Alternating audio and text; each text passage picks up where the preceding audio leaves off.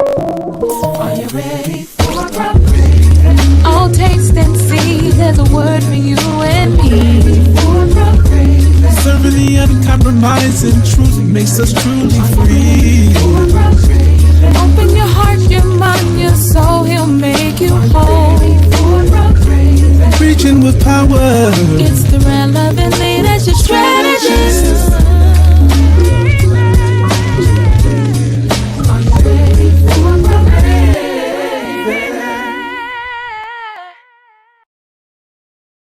Are you ready for brown gravy? I wonder, are you ready? Yeah, well, if you're not ready, get ready because we are coming to you live and in living color. And we are grateful and glad to have you be a part of our viewing audience today. Do me a favor, like, share, and tag somebody right now. Like, share, and tag. Like, share, tag. Like, share, tag. Go ahead and share it. It'll be a great conversation that we're going to have with a panel of millennials. We're talking about hot topics, current events, church. It's millennials, ministry, and mess.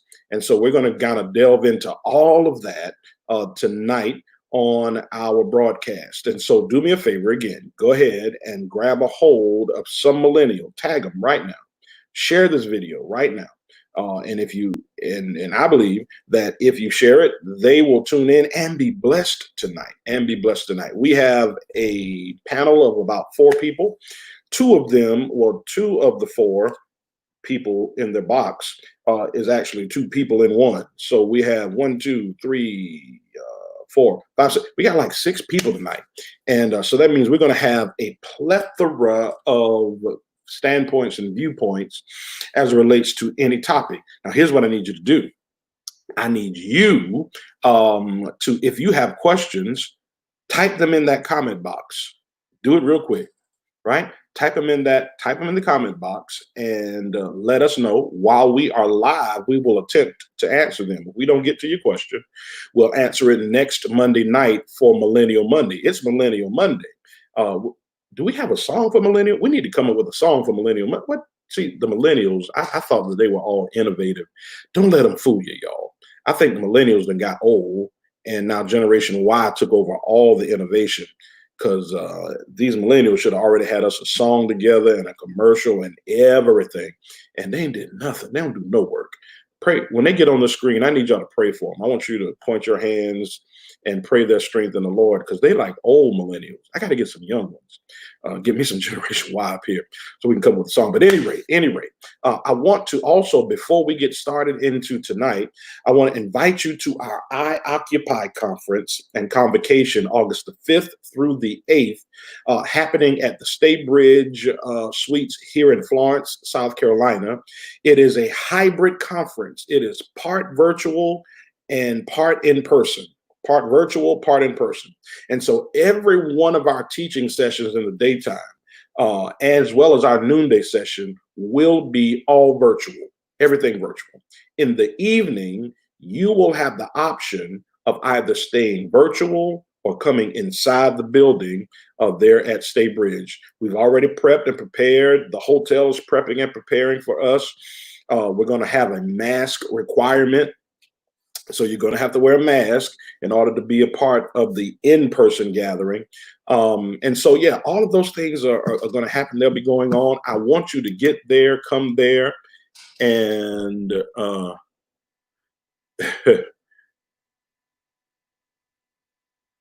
bless your heart. Yeah, but I want you to get there and come there. I'm sorry, guys, I was reading something. But I want you to come and be a part of that. Here's what I want you to do. Go to www.mykfm.org.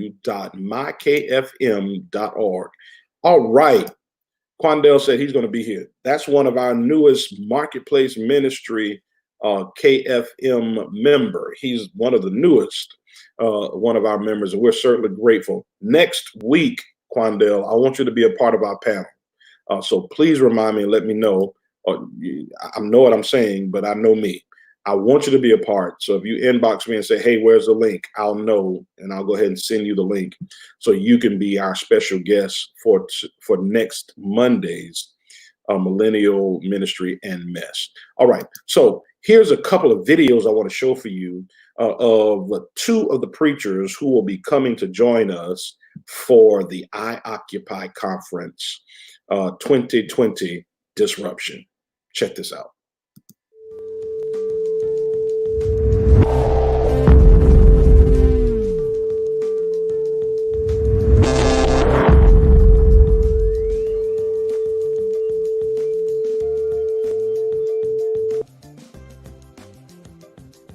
God bless you, beloved. This is Bishop L. Spencer Smith, inviting you to join me with my dear friend and brother, Bishop R. Christopher Brown, and the Kingdom Fellowship of Ministries for I Occupy Holy Convocation and Conference 2020. This year's theme is Disruption, and it will take place August 5th through the 8th right there in the beautiful city of Florence, South Carolina at the Staybridge Hotel and Suites. You don't want to miss it. Mark your calendars now. Save the date. You want to be in the house for disruption.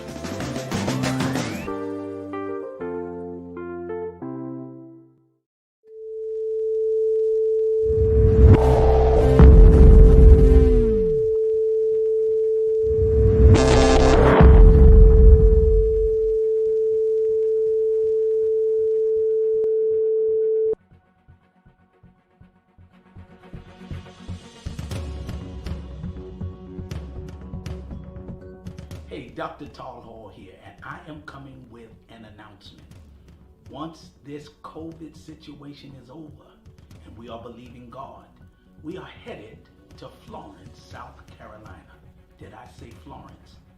I want everyone in the state of South Carolina to prepare to meet us at one of the greatest conferences being hosted by Bishop R. Chris Brown and Lady T. Brown and the KFM family. It is going to be something to remember. The theme is exciting. It's called Disruptions.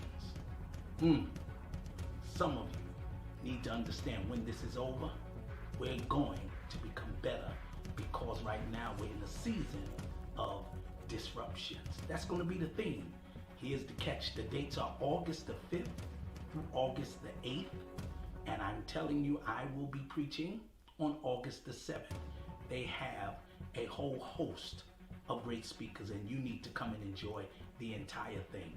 It will be held at the Conference Hotel, the Staybridge Hotel there in Florence, South Carolina. Listen, if you want to be a part, and you will want to be a part, because who are we going to be and how will we perform after this pandemic is over? Oh my God, we haven't been in the brick and mortar for a while. We are going to have triumphant church. You must go to mykfm.org, mykfm, no spaces.org, and register. Do it now. I promise you, your eyes have not seen, your ears have not heard, it has not entered into your hearts. The good things that God will have in store for you when you meet us at this particular conference. August, 8th month, new beginning. I'll see you there.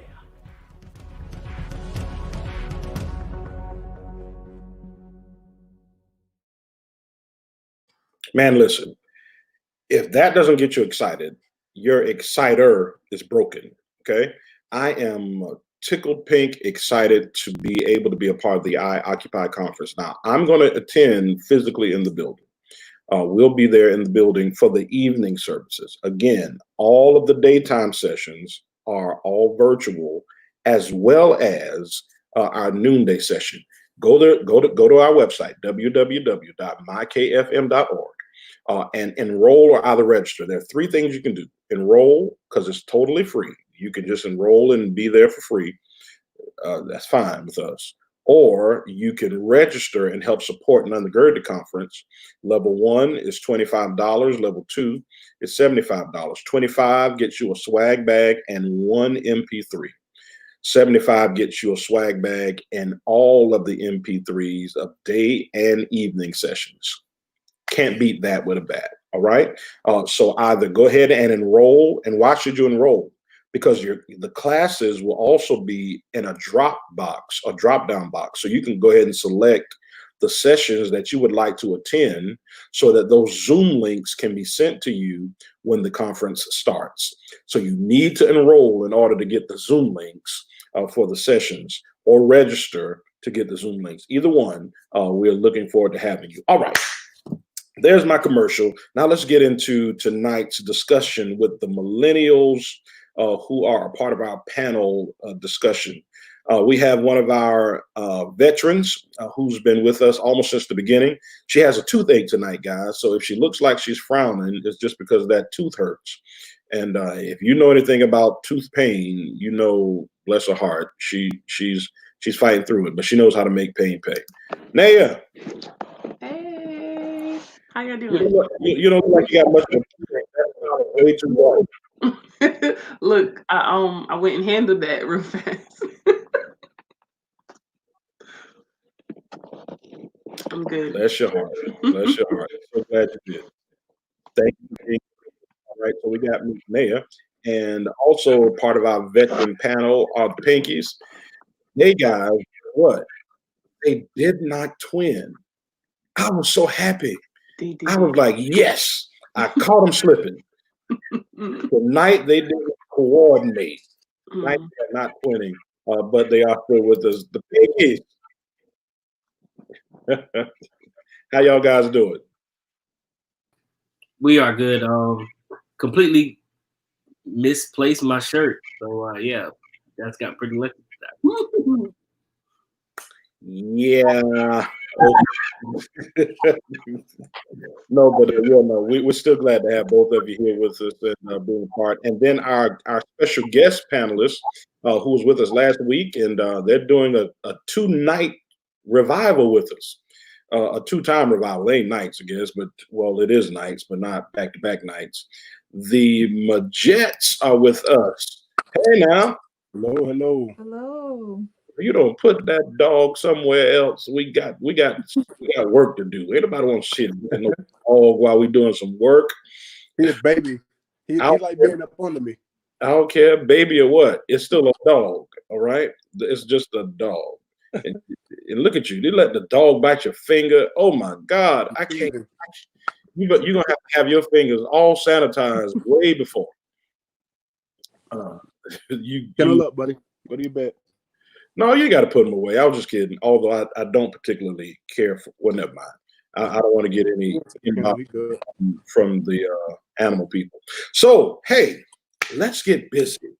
Last week we stopped in our conversation when we were talking about and dealing with parenting, and yeah, everybody on the screen got churned. And so here's one of the thoughts that I had from last week to this week. And it may be some of what we said last week. So if it sounds a bit repetitive, those of you that are watching us, those that follow us, thank you for that, by the way. Thank you for watching us every Monday night at 9 p.m., Millennial Monday, Millennial Ministry Miss. So it may sound a bit repetitive, but I still think it's good. And so you guys were once children. Let me tell you how it hit me really hard. We had a cookout for the 4th, and my brothers and sisters came to my house, and their kids were out there playing with my kids. And I don't know, something kind of hit me, and I thought, we used to be the kids out there playing in the yard, and now our kids are playing. You know, just something about that was kind of weird. And so you guys were freshly out of being the kids in the yard, and now you're the parents at the table. Tell me how that feels.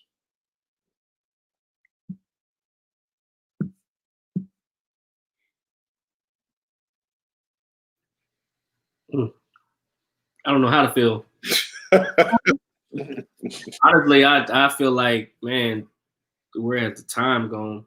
It's as if I guess the good thing I can take from it is he's a tangible manifestation of what actually happened when the time went so fast. Because I just feel like time has flown by so fast.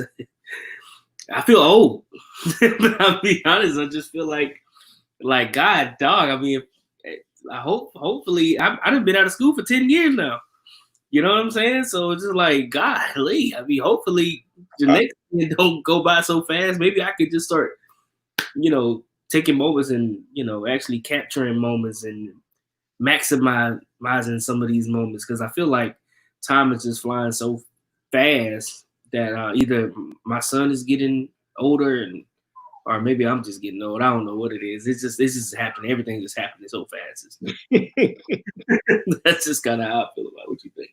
Same thing. I think you said it all. I have nothing to add. You're old. Listen, no need to feel old. I'm gonna say it real country. You is old. Yeah, that's right. Kids in the yard, the parents, and yeah. So you're now at the table. All right, Naya, you're now at the table, but you were once in the yard. How do you feel about that? Old, for lack of better words, like it's no other way to put it. It's literally like I look at them sometimes and I'm like, matter of fact, okay, same scenario. The fourth, we were at my granddad's house and it was so crazy how where my granddad currently lives, when I was pregnant with Janaea or found out I was pregnant with Janaea, we were living there. So to see them like in the yard running around and I'm sitting there talking to my mom, like kind of laid back, talk my brother was still out there like shooting basketball and stuff. And then I attempted that and it was just horrible. I was like, you know what? This is like Chris said, it's basically like time is flown by. And it's just like it's moving. It's gonna continue to move and they're gonna continue to get older and I'm gonna continue to get older. Like I'm 20 years apart, I want to say, from each of my parents, and Janaea is 20 years apart from me and her dad. Yeah. So it's really like wow. Yeah. Okay. Yes. Got it. For me, it's like, oh, this is what you were talking about growing up. And then I see a lot of myself in my daughter, so I was like, ooh, was I this terrible, or did you deal with this too? Like, so it's a lot of like, ooh, I wish I would have did better. But seeing it in a mini you, it's like it's awe inspiring. It's a blessing, but at the same time, it's like, ooh, I understand. I don't know what y'all talking about. I'm the youngest on this live. I was out in the yard. I was playing with the kids, shooting silly string, running around, having a good time, So I stretch, so I'm gonna stay young for a little while. He about 30. But yeah,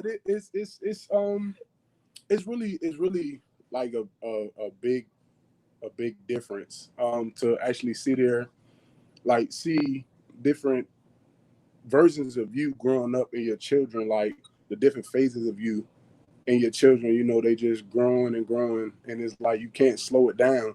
It's like, oh man, I miss it so much, like, and they learn it so much so quick, and they just, doing their thing, and it's just like wow, So yeah, it's a different perspective, but like I said, I'm trying to stay young as long as I can. I stretch, but I still be popping when I stand up. Sound like firecrackers in my pants. Like, pop, pop, pop, pop, pop. I like, no, not yet. No, can't do this. But yeah. You can rebuke that all you want. It will not listen to the rebuke. I'm telling you, I've been trying for years. And now that I'm 20 something, when I get up in the morning, I'm thinking, okay, I didn't even know I had that bone for it to crack. I didn't even realize that muscle existed for it to hurt.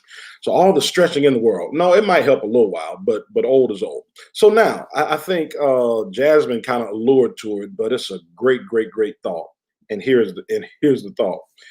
What's one of the things that your parents said to you? What's one of the things that your parents said to you that you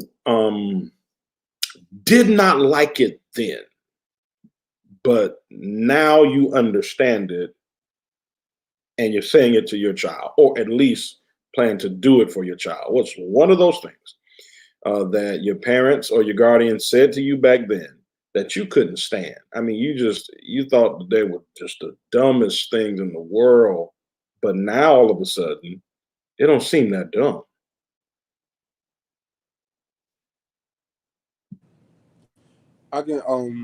We can start, I guess. For me, one of the things I honestly heard, like, well, no, you can't go stay over there. I'm like, Mom, you know, like, this my cousin or this my family, blah, blah, blah. But even with that, and this is speaking just in like a hypothetical sense, you have family members out here that's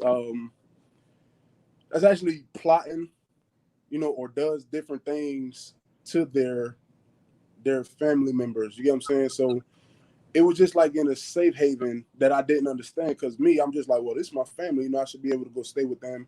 I should be able to, you know, spend time with my cousins. This is that and the third. But you never know a person's like their agenda, like whether you're family or not. Like everybody's mind, they have their own mind. Everybody makes their own decisions. We're family, but yes, we think alike. Yes, we do things differently. Yes, everybody feel and grew up in different ways. So we don't know what it is that they actually have in mind to do. We don't know what happened generations down the line that they got grew up in. Well, hey, hate this part of the family. If you do, you know, get around this part, you know, do something to them. You know, it could be anything crazy like that, you know. So it's just like now when it comes to my sons, like I don't care about them, you know, being with my immediate nieces and nephews, but it's just like some of y'all jokers I don't know. You feel me? Like I don't know who y'all are, don't know who y'all associated with, you know, I'm just not sure. So in a sense, it's like, like, let me get to know you and see if I rock with you, then I might, you know, let them come over there or not, you know, like, but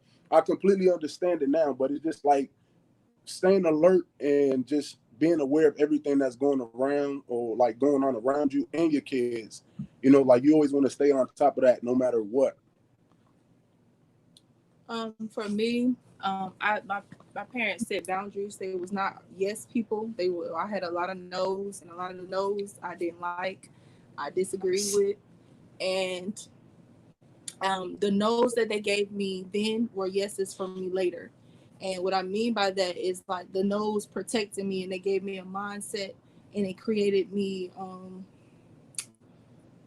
a way of a lifestyle where I just wasn't living just to be living, but I live with a purpose and I live with boundaries. So, you know, when they said, you know, be in the house by 10 o'clock, you know, while everybody else was out at 11 and 12, a lot of the times, some of my classmates, some have been deceased because they were out certain hours and they got in car accidents, or they were either at a place where they were shooting up, or what. So their nose saved my life. Their nose created for a purpose later, and so I didn't understand it then. But now that I have a daughter, and that she will get older, and soon I have a son too, I you know I understand the concept and the protection, and it seemed like they were overburdening at the time.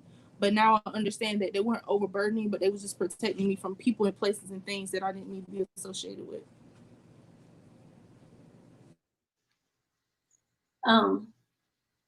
For me, I I can just remember I just always would say like, oh God, I can't wait till I grow up. Like I can't wait till I get grown. Like I just can't wait. That was just my thing. And you know, my parents would always be like, you know what I'm saying? Like, okay, we'll see. Listen, today I had to pay my student loan payments. Okay, I had to pay my business taxes. It's just like I see what you mean now. You know what I'm saying? It's no joke. Like I wish I had somewhere I could go out and not pay no bills. Mm. That, you know, that was just for me, that was my thing. I wanted to grow up too fast. And it was probably experience some of the same stuff that Jasmine was talking about, like those no's and me not understanding why. I just felt like I was so always on lockdown, you know, like I could not breathe. That's how I felt. And so that's why I wanted to grow up so quickly. And yeah, I sometimes I think back to those times and I think like, you know, I probably should have cherished those times, but when you're in the moment, it's so hard to do because you just feel like so shut in, so claustrophobic to like rules and or confined is the better word. That is how you feel. And you know, it's not until you grow up and think about what it is that they were really trying to do till you understand. And that's one major thing for me. Wow. Yeah. I just think for me it was a little bit different. I didn't necessarily have boundaries. I didn't necessarily have a standard, you know, based on my parenting situation. So for me, it was a little bit different. I had to learn by experience. And so now, like when I tell my son something, it's always based on experience, something that I kind of had to fight, which is why I tell him, which is why I don't let my son even go with certain family members, because my standard of living, my standard of thinking, my moral value, my concept of how I want to raise my son, they may not even want to raise their children like that. They might curse at their child. I don't curse at mine. You know what I'm saying? So it's just certain people, certain situations I don't want to even put my son into, not necessarily because of the boundaries that were set for me, but just the boundaries I set for myself. And then, as a parent, what I expect, what I put, how I hold myself and what I expect for myself to do, me and my wife. Um, that's how I based on, allowing my child to go with anybody. So a lot of people, they'll be like, well, let a nice come stay with me. I'm like, no, I'm not doing that. It ain't happening, because I don't know, like I said, I learned by trial and error. I went to stay the night with family members and shouldn't have stayed the night, if you know what I mean. And that we can have that conversation on a later time. But you get what I'm saying? So I don't want that to happen to my child, because certain households just don't have that standard. They don't care like I do. I want to know if something falls, if somebody falls, if something falls inside of the room, I want to know what fell. I want to know how it fell. I need an explanation for everything. I don't know if y'all were fighting in there. I don't know what was going on. I need to know. So, that's why I say, I kind of set my own standard for myself, and then I set that same exact standard. So it could be based on the fear, but most of it has something to do with preservation, because I don't know how I made it out certain circumstances growing up. So it's just I want to keep my son away from that. If that makes sense. Yeah. Yeah. For me, kind of in a sense, is the same thing, like kind of what Delana said and Jazz said, but leaning more to the side of what Delana said, 'cause she actually said it about wanting to grow up fast. Not really understanding some of the things of the no's, instead of, it was always like, well, why? You always kind of want to know why. And even when they explained why, it was still like, but why? Like, I don't get your explanation type thing. But but with me having girls, because the little guy, he's not really doing much but trying to walk now and throwing tantrums. But with Nene and Lele more so, listen, Nene's about to be in double digits. Like, she's about to be 10, and she's tall. Like, I'm 5'8", and she's like to my shoulder type thing, and I'm not growing anymore. And once they get, I guess now, because the food or something, I don't know, but they start getting a little tootish, kind of thing. And I'm like, girl type thing, and she's one of the, yeah, real fast. But she's one of the ones that I can honestly say she catches on quickly. Like, she's very witful, and she witty. Excuse me, I said witful. I think I just made up a word. I'm not sure, but yeah, she's very witty, and she catches on really fast. Like, she'll do something, but if I say, like, if I get this look, or if I tell her, like, okay, look, I'm not playing with you, and I have like a serious conversation with her, like with a serious face, like no smiling, no nothing, and she'll be like, okay, like, and she won't push it. But the middle girl, Jalea, will push it to the limit, okay? And then she gets her feelings hurt after I fuss at her or pop her, and then it's a whole nother crying error. But I remember growing up, probably like it had to be start like middle school for me. I remember wanting, like, I had like a favorite pair of pants or something, because like for me, self-esteem wise wasn't high. I don't know exactly why, but it wasn't. And so once I got a compliment on something, I'm like, oh, cool. My little brain started working, and I'm like, okay, well, I'm gonna make sure these get in the wash so I can wear these again. And after a while, y'all know Trisha is like hard on details, so she started peeping like, what you keep wearing them pants for, kind of thing. And I'm like, Mom, what you mean I like these pants? She said, don't play with me, go take them pants off, kind of thing. Now, I laughed when Bishop said it, not our Bishop Brown, but our Bishop Young, one time about one of the twins with the clothes, taking them to school. And I did it. Like I would literally like switch out, and by the time I got home, I would have to switch back, because if not, I was gonna be found out. So I'm just like sitting back watching how like Nene, I'm not gonna say little friend's name, but she had like a little associate, and she had this little walk. The little girl had a little walk about her. And then one day I was just sitting back and I peeped Nene little hips moving a bit too much for my liking. And I said, "What are you doing? Why are you walking so hard? Like, is your hip broke?" And she was like, "No, ma'am." And I had to like tell her, like, "You need to pipe down because you're walking a little bit too hard for me." And "Yes, ma'am," kind of thing. And then I have Jalea, who's like the more girly girl. Like Nene, she's girly, but she's more like athletic. Whereas Jalea, she wants the earrings. "Mommy, can I put your heels on?" And of course, Jayla's like, "No, you're not even trying them on. You're not gonna play with them. No, you can't play in my makeup." Like I have to tell them no, because I understand now, even though they're young and they're just playing, I understand now the thing about seeds. And so even with playing and things like that, I have like more of a harness with them, because I'm like, for the people who know things that I've went through and things that I've done, like I'm like, nah, it ain't gonna happen on my watch. Like I refuse to allow that portal to be open for the enemy to try to even get like a little peephole to play in. And so like I'm just not doing it. Like it's not happening for me. It's a no for me, boss. Like just type thing. So yeah. Oh, I heard all of you say basically that your parents were right. Is that what I'm hearing? Mm, I'm not saying all right. I'm just saying for the most part, they were trying to protect what was most precious to them, and the precious thing that was to their heart didn't understand it, couldn't understand it, and rebelled a good bit. All right, so here's my next question. Let's dig a little deeper. Is there something that you did that you regret as a child that you can share? And maybe that your parent already know too, because I don't want them being shocked on TV. I was gonna say well, I guess it is national, on national TV. Like what? Yeah, they already know.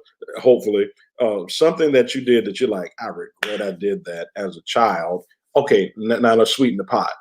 And you're saying, I hope that doesn't blow back on my children.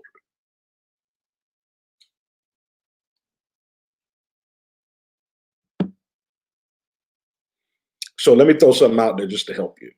When I went to college, my mom, she went there. God bless you, Pastor Wilson.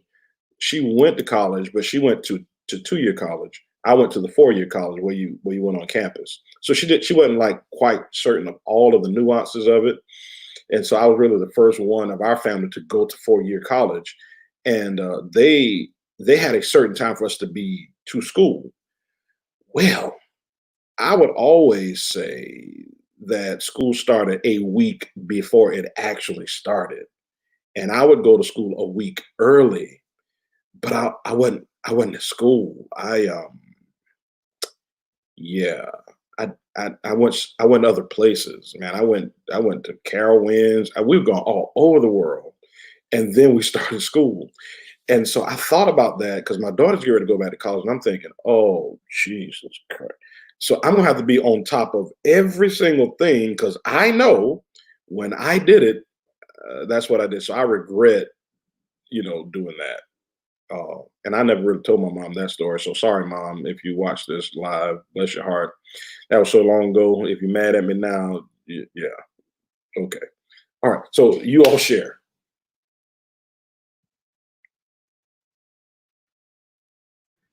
Okay, I'll go. Since everybody's on froze right now, I don't know what's going on. But,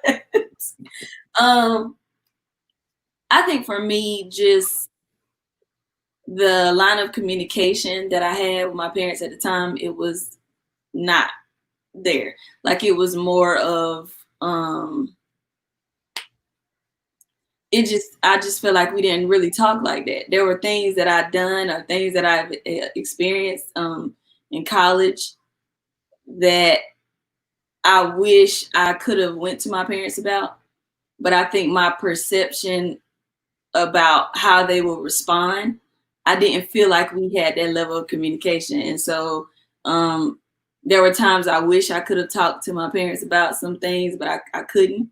And so I experienced some things that I shouldn't have. And, you know, the response, once they found out the response that I got, validated why I didn't say anything, if I'm being honest. So I just would want the, you know what I'm saying, to be able to create a different level of communication, like within my child and me.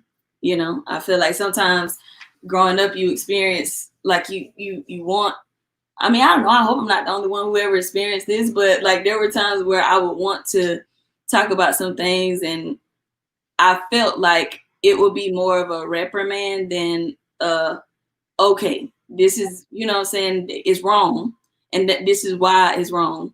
And I want you to know I did this and this is why it is. You know what I'm saying? Rather than, no, God doesn't like that. You know what I mean? You know, that doesn't help. That's more of a, it makes you want to try it anyway than to just not do it. So speaking on my child and that relationship, I would want to have a different line of communication than I grew up with. Okay. I don't even know.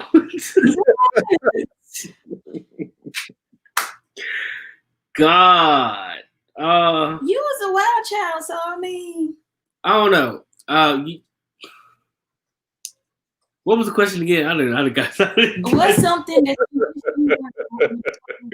growing up? Oh, scared. You scared now. You're scared, huh? You're scared. No. You know what it is? You know what? I'm just gonna be something that we talked about backstage before.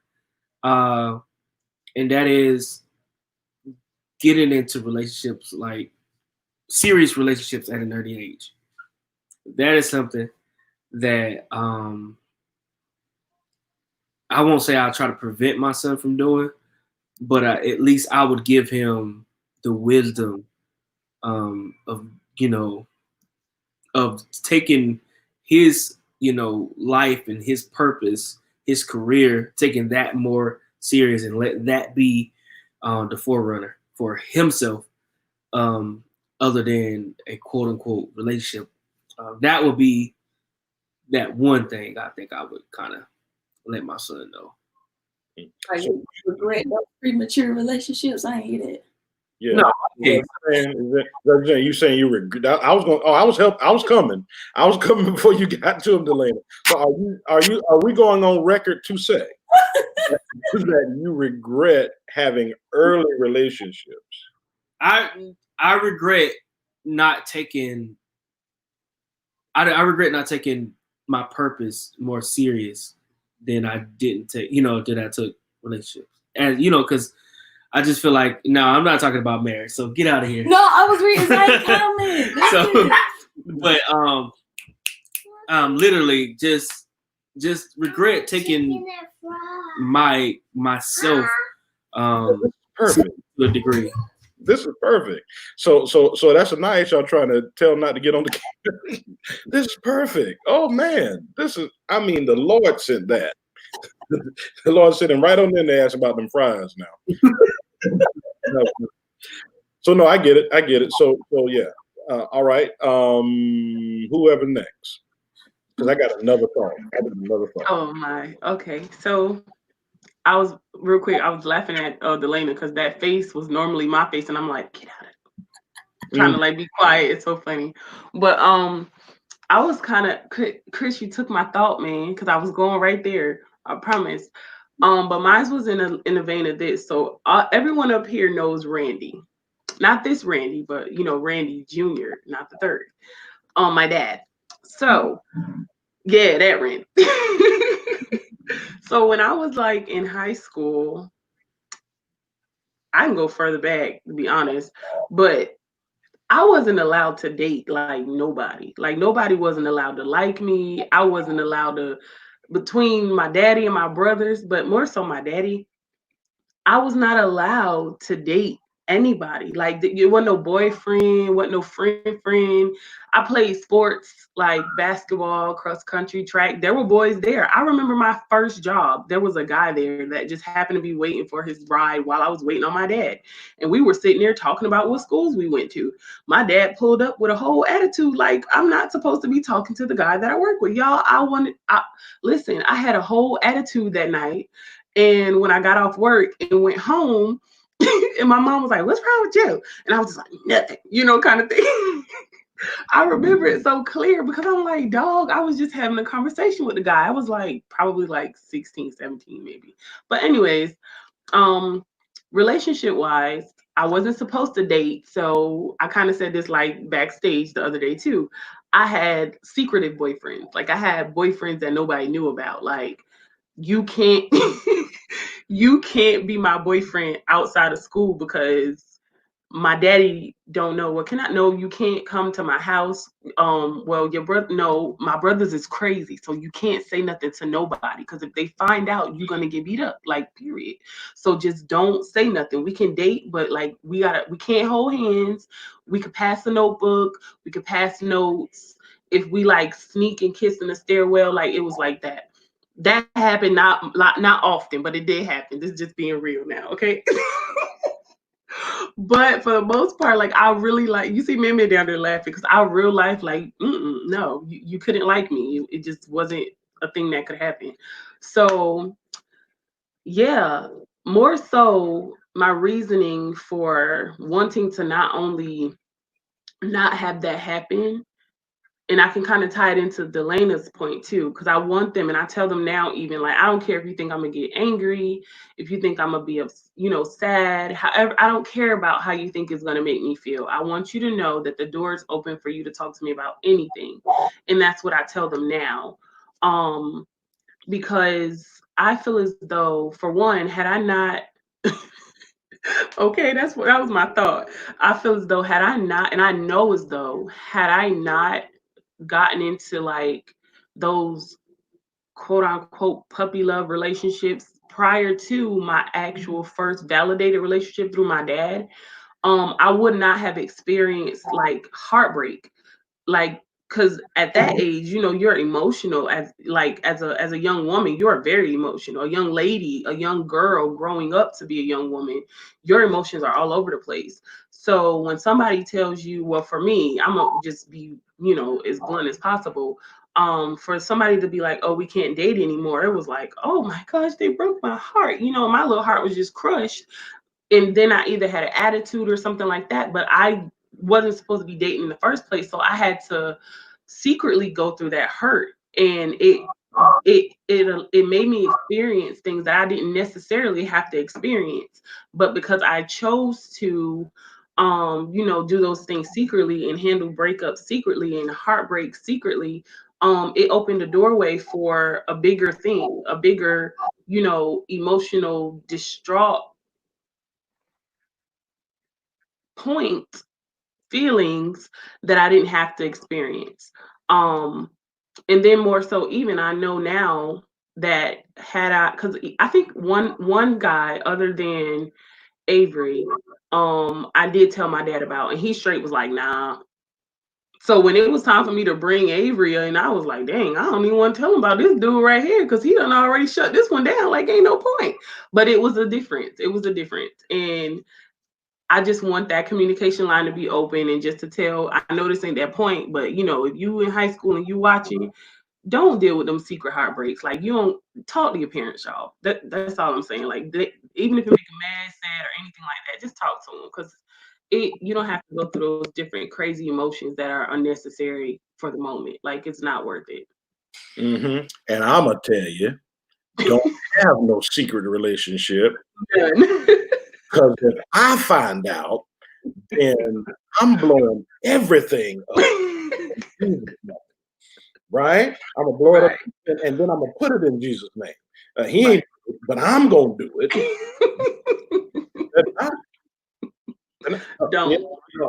So I'm hearing a common theme here, and I'm gonna link it in just a minute.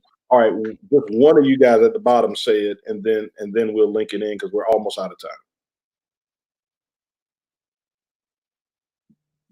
I can say we can all say we didn't listen. And I know for me, the line of like Delana said, I definitely related to that. My line of communication was there, but I just took it upon myself not to utilize it. I felt that I knew better. For some odd reason, for some odd reason, I thought at my bright young age, I just knew better than my parents, and I just did not utilize the line of communication. So when they were asked if I was okay, or if I need to talk about something, I just chose not to, because out of whatever dumb idea I had, and it sprouted into my young adulthood, and it caused a lot of issues with me making decisions, because you need those conversations with your parents to help make you decisions, because you don't know everything. And that's even with young millennials. There's no such thing as, okay, I'm 25 and I know it all. No, you still need your parents. You still need to talk to them. You still need to utilize that line of communication. And something that I personally should have utilized is conversations about finances, conversations about credit, how to utilize that, how to monitor that. We think because those are conversations for quote unquote older people. No, you need to learn those things early. You need to learn how to save. You need to learn about the different things that's at a bank, different accounts. Those things are things that people need to be learning coming out of high school, or either going into college. Amen. Yeah. Well, you kind of put a bow tie on that. You had the president up too tight. I don't want to unwrap that. That was such a good little nice bow tie to that whole statement. I'm like, okay, if I ask my next question, I'm getting ready to untie this whole thing right back off. Man, you had something real quick? Yeah, it was just the point of fact to keep the line of communication open, because with me, my mother just was crazy. Um, a lot of people don't know, but I actually got molested when I was like 9 years old by an older girl. I can go into a detailed story, but we don't have time. So basically, long story short, it planted a seed in me that I couldn't control as a child, and it actually grew on me as I got older. Hence why, I went to school and just had a ball, like I thought I was having a ball, but in essence, I was doing more damage to myself and damage to them young ladies, than I actually realized. And on a public platform, I would like to apologize, because I didn't even know myself. You feel me? Like I took on a characteristic that I couldn't control, so it kind of became a part of me without me even like recognizing it. You feel me? I did so much damage. Like I didn't care about nobody's emotions because I felt as though, no one like really was paying attention. But I just knew my mother was crazy.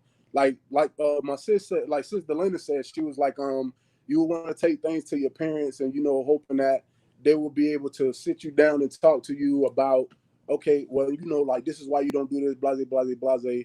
My mother was plumb crazy. So that was just one of them things I felt like I couldn't tell her because I didn't want my mother to go to jail and I didn't want that girl to die. But I literally was out here like just destroying lives just recklessly. And I'm just thinking that I'm out here having fun. And it was doing more harm than dang on actually helping anybody.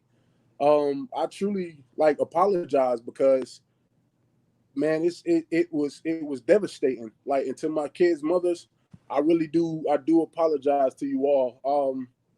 Yeah, it's a very touchy subject, like because I recognize what it is that I was doing to you, as well as what I was doing to myself. So it's like I hope y'all forgive me, like, and I hope I actually get the time to sit down and actually, talk to younger males or talk to men around my age and let them know, like, yo, every time you do this or touch somebody, you're taking on characteristics on yourself of other people, and it's not you. Every time you go out here and do something, like you just add it to yourself. That's why on the last meeting we had, I kept saying, make sure you know who you are. Make sure you know who you are. If you don't know who you are, you out here giving yourself unfull or undeveloped, to another undeveloped person. Now y'all just two undeveloped people making more undevelopment.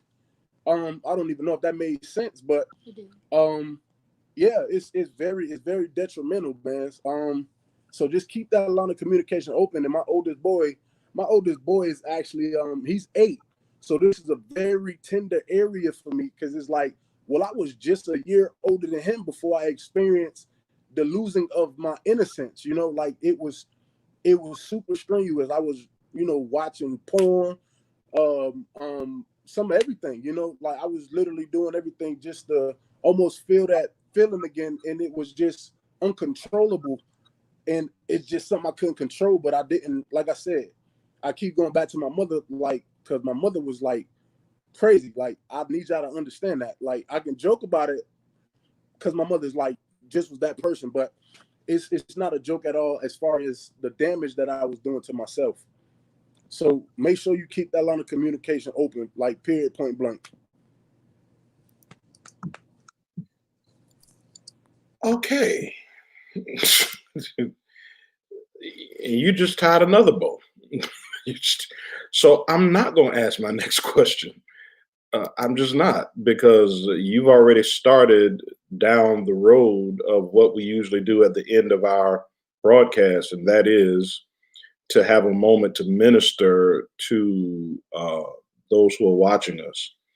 And something that we spoke about during this show, or something that we've spoken about prior shows, or just something that was just on your heart that you needed to say at this very moment to whoever's watching. And man, you son took a very big step with that.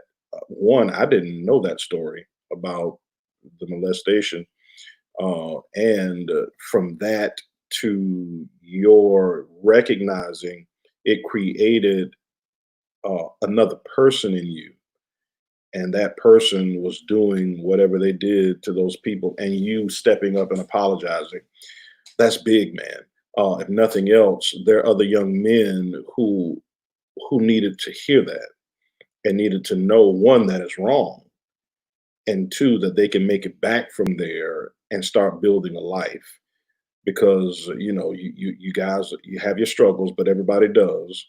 But you're building a life, and that's commendable. And we are. I'm proud of that. I'm proud of you for making that statement and taking that step. Uh, keep pushing, son. And hopefully, you will get that opportunity to sit face to face and say, "I'm sorry." But even if you never do, what you did right now was pretty good. That was big of you. All right. One of the things that yeah, that's right. I'm gonna let y'all minister. I'm not gonna say much else until at the back end. So since Man started it, we're gonna let you pick up where he left off, Jasmine, with anything on your heart, and then we'll just go around the room. I'll let Nia go next since she's holding her mouth. I know what that means. Um, well, he kind of for me, just on the retrospect to young ladies, as he stated, get to know yourself, and get to know who you are, because soul ties are real. And you don't want to get yourself tied up with somebody that's not purposeful or meant for you. God has you an intended person for you, and that's something that you should be in constant prayer about. And even at the early ages of and that's, as I stated last week, I got married at 19, and that was not the right marriage, and I did it out of immaturity. And so, and not knowing myself and thinking that I knew that was the best decision for me. And so, make sure you know yourself and be in constant prayer and with that decision, and focus on what is at hand. And it's not a relationship, it's not a marriage, it's not sex, it's you and what God has intended for you and what He has purposed you to be. So if you're going to school, focus on school and focus on your studies. Focus on developing yourself. As he said, you don't want to tie yourself with another undeveloped person. You want to make sure that, some people say, I've met my other half. No, you want to make sure you meet your other whole. So make yourself whole first, and with God, and then find that individual. And first and foremost, focus on yourself. And that includes with God, with spirituality, that includes with your emotions, your mentality, and your finances, and everything in your physical health as well.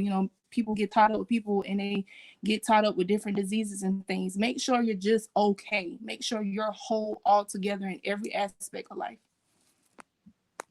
So listen, your husband said undeveloped, getting with undeveloped, creating more underdevelopment.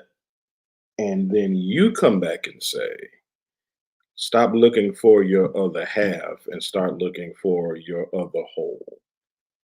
All right, I'm done for the night. I'm done. I'm done. All right, Naya, let's go.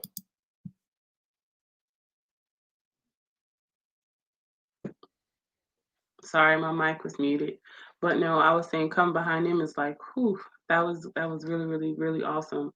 I'm just gonna say, um,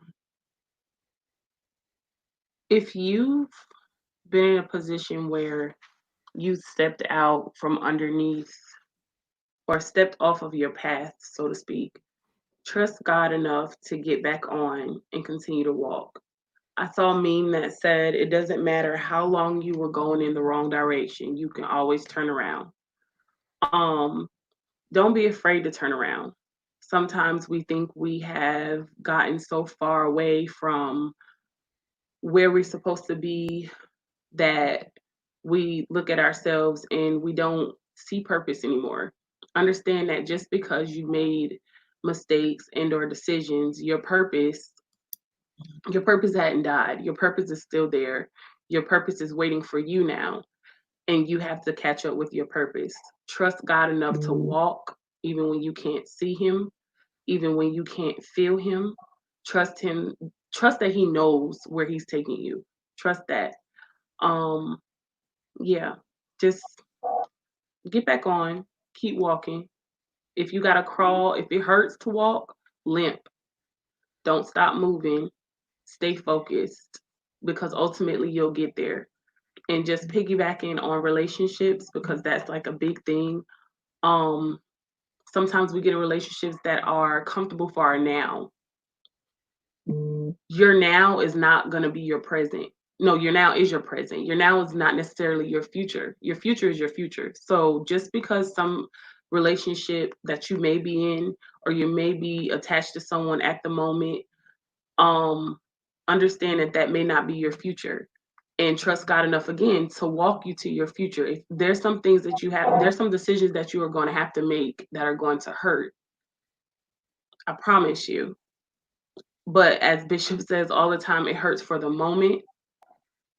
And it's better to hurt for that moment, for that second, for that minute, for that week, versus to hurt for the rest of your life, holding on to something that's not necessarily yours. So let it go, let them go, free you, get back on your path, and keep walking. I love it. Hello, everyone. I think one of the main things that, or a common thing that we were talking about was, our background and how we grew up and our level of communication with our parents. And I think one of the things that I talked about was my lack thereof experience growing up. I think, now I realize that that's one of the things that I wanted, but it does take a certain level of vulnerability to make that connection with your parents. I mean, any relationship that you have. And during that time, I didn't have that. So I feel like, one of the things that I did was really suffer in silence a lot, and it made me bitter. So I just come to talk to some of the people who maybe have gone through similar situations. And although that I realized, like I said before, that was something that I would like to have had with my parents, I feel like even if they would have asked, I probably would have been more closed off and not really that open because I didn't allow myself to experience that level of vulnerability. So I think it's very important to get to a place where you allow yourself to feel. And I'm almost 28 now, and I'm just getting to a place where I allow myself to feel. So I think it's very important for us to, in our relationships that we have, whether it's with parents, because I'm proud to say now that me and my mom, we are starting to create a different level of communication because I'm allowing myself to experience a different level of vulnerability. So I just wanted to give you all some encouragement and advice to, although don't suffer in silence. Don't allow yourself to be suffocating and nobody can help you because you don't let them in. You're the only one who have that ability and the access. So just if someone do present those opportunities to want to be there for you, let them. Yeah. And I guess just to kind of back up what the prophet has said over here. Yeah, I was just thinking that, pain is a place and you have to oftentimes make a decision to leave it. And sometimes we stay in a place of hurt because we're fearful of, I don't know if it's moving on or if it's, I don't know what it is. There is something about bondage that has its benefits. And I just want to tell people that are dealing with certain relationships that if, whether it's a past relationship, whether it's a present relationship, you got to remember at the end of the day, your relationship with yourself is the most important relationship you can ever have. It's the most important relationship you can ever invest in, which is why I brought up the fact that that being a regret of mine, because oftentimes I felt a fulfillment from fulfilling others based on our relationship, and I never really experienced creating a relationship with myself. And as my brother minister Majet said, like sometimes you have to go back and just say, hey, look, I'm sorry because I destroyed more than I actually built up because I didn't know who I was. And that's just why I want to leave with you guys, that if you realize that you have patterns of turbulence, if you have patterns of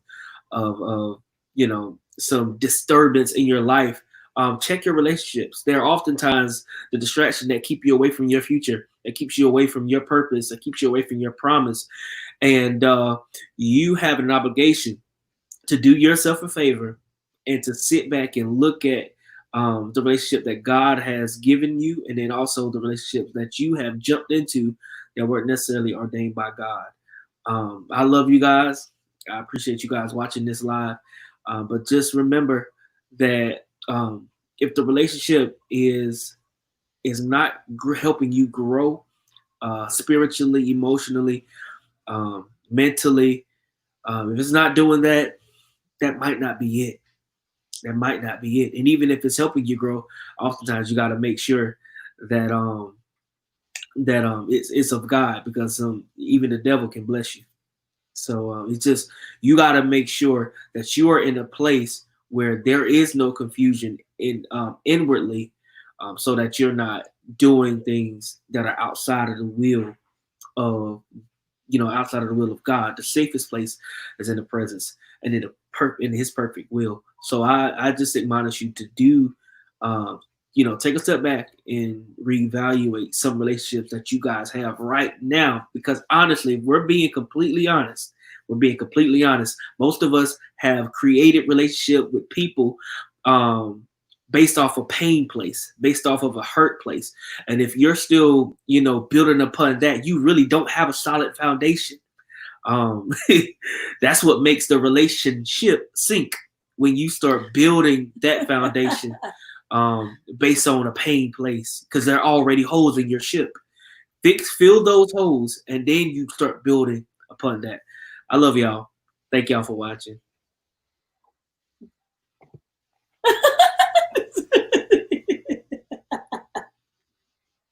That was cute. Oh my God. Listen, that's why the relationships sink. All right. Well, listen, guys. Yeah, that wordplay was something. He get that from somebody. I don't know where he get it from, but You get up somebody. That was that was cool. So, ladies and gentlemen, tonight was an amazing night of ministry. It probably, well, again, it's our conversation. So it's millennial ministry mess. So it's just all those things, all encompassing within one opportunity and one moment to share and minister from the millennials' perspective. Again, when I began doing this, I kept thinking, well, adults are making a lot of the decisions, and not that they are not adults. These are adults that you're looking at, but those who are kind of decision makers, they're kind of doing those things, but not asking the next generation, well, what do you think? And how do you feel? And what's your perspective? And how does this look? And how does that sound? All of those things. And we wanted to kind of create a platform for the different levels to be able to have an opportunity to express themselves. And so on Monday nights at 9 p.m., our millennials get a chance to kind of grab the mic and talk from their perspective. Tomorrow, which is Tuesday, it's our college COVID and Christianity. So our college kids get an opportunity. Now we meet with them at 12 noon. Everybody else at 12 noon. These millennials had to choose a 9 p.m. Just, I don't know what's wrong with them. So again, I told y'all to pray for them when they popped up on the screen. So they're 9 p.m. on Monday. Tuesday is 12 noon with our college COVID and Christianity, and then Wednesday is 12 noon with our high school shelter in place of spirituality. So then it's college kids and then high school kids and their perspective. And listen, every single time we've gone live, for how many other weeks we've been on now, I don't know. Has it been too much yet? It feels like it's been a while. There has been something said, something stated that was an amazing moment and a gem. Each one of them have dropped gems. And tonight, man, I'm just, all kinds of gems were dropped for you to receive of the Lord. Prayerfully, you did. Prayerfully, you received something. Inbox us. Let us know. Or put in that chat box. This is blessing me. This is helping me. Let us know that this is not just something that we're just kind of banging around doing, but that there's literally help that you receive when we go live, because we want to know that's definitely encouraging. And these voices, these young leaders, well, they need to know it as well. I'm super proud of all of them. They are not perfect. They're not perfect at all, but neither is their pastor. And I get to pastor all of them. Sometimes we bring people on who I'm not their direct pastor, but these I've watched them grow. So they're like my babies. All except Jasmine, I didn't watch her grow, but she's been around and a part of us for a while. So they're my babies, and they have amazing gifts. They're not perfect, no, but they're definitely purposed, and the purpose on their life will be of benefit to anyone to whom they connect with as well. Oh, wow, look at that. Outstanding discussion. Yeah. Oh, that's awesome. Thank you, Woods. Thank you, Woods. I appreciate that. I appreciate that. Jade, we're gonna have to get you on we gotta get you as a special guest. We gotta pop you on this thing. You got something to say. All right. So having said that, we're gonna let y'all go. And my Chris, one of my son, he says that I have a heart of millennial. How do you say that thing? I'm a millennial and something or another. Oh yeah, you're definitely a millennial at heart. Oh, millennial at heart. Yeah, I am. I'm young at heart. My age is my age, but that ain't how I act. Nor how I think. I'm pretty broad in my thoughts. So yeah, join us next Monday. We'll probably leave the parenting piece alone, but we're going to get into we talked about honor before, but we're probably going to kind of hit that again. And we got to talk about church, and we need to talk about, hey, what's up with this COVID thing? Because it ain't going anywhere. I know we're not really talking about it much, but COVID ain't gone.